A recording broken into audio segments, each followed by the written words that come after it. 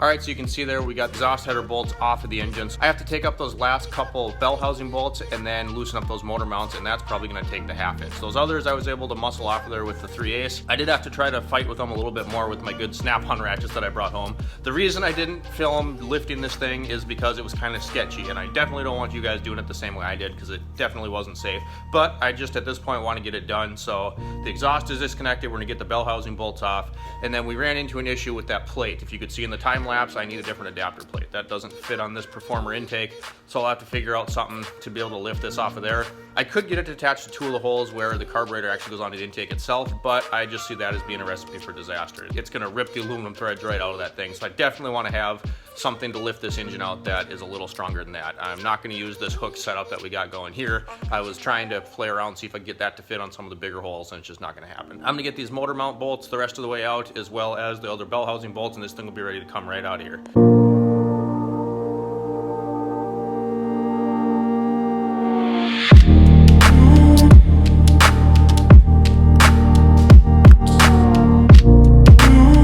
Motor mounts are out.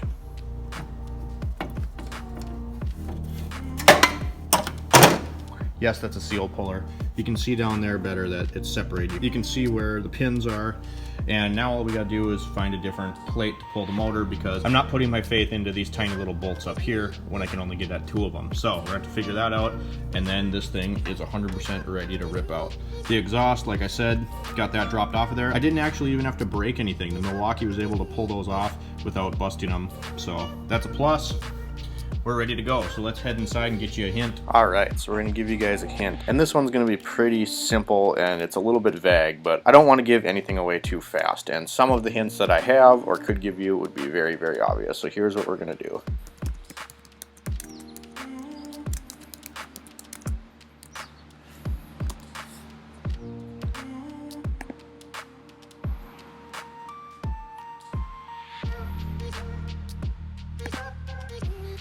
So this is your hint right here. And I know we're building a Fox body Mustang with a 5-liter, so this might be a little bit confusing, but think about it a little bit.